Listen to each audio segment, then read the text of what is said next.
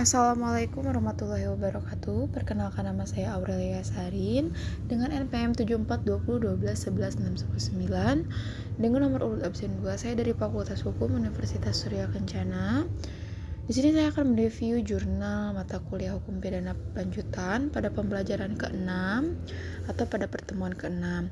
Di sini saya didoseni oleh Ibu Profesor Dr. Hajah Heni Nuraini SHMH beserta asisten dosen yaitu Bapak Dr. Rendi Muhammad Rendi Aridayandi SHMH.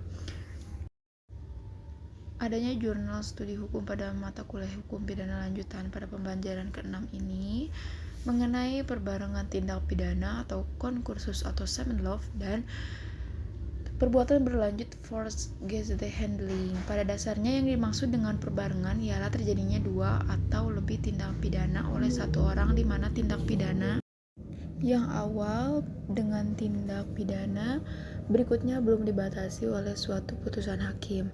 Pada penanggulangannya juga terdapat lebih dari suatu tindak pidana yang dilakukan oleh satu orang. Perbedaan pokoknya ialah bahwa pada penggulangan tindak pidana yang dilakukan pertama atau lebih awal telah diputus oleh hakim dengan membidana pada si pembuat, bahkan telah dijalaninya baik sebagian atau seluruhnya. Sedangkan pada perbarengan syarat seperti pada penanggulangan tidaklah diperlukan, karena syarat perbarengan adalah bahwa perbuatan yang pertama dan perbuatan pidana yang dilakukan kemudian belum dijatuhi vonis atau hukuman oleh hakim.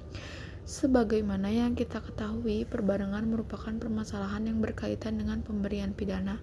Dalam ajaran umum tentang pembarengan dibicarakan maksimal ancaman pidana yang hendak diterapkan dalam hal yang pertama, adanya beberapa pembuatan pidana yang dilakukan harus diadili pada waktu yang sama atau secara bertahap. Bentuk perbarengan jangan dicampur aduk dengan residif. Ada perbarengan di mana dilakukan beberapa perbuatan pidana sebelum salah satu perbuatan pidana itu.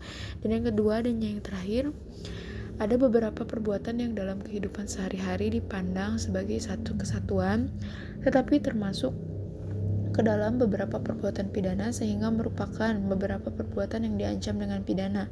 Sebagai contoh, di Indonesia mengendarai kendaraan di sebelah kanan jalan catatan, dan atau di Belanda orang berkendaraan di sebelah kanan jalan, dan karena kealpaan bisa mengakibatkan orang lain meninggal dunia. Cukup sekian review jurnal pada pertemuan pembelajaran ke-6 ini. Mohon maaf bila ada kekurangan dan kesalahan. Terima kasih. Wassalamualaikum warahmatullahi wabarakatuh.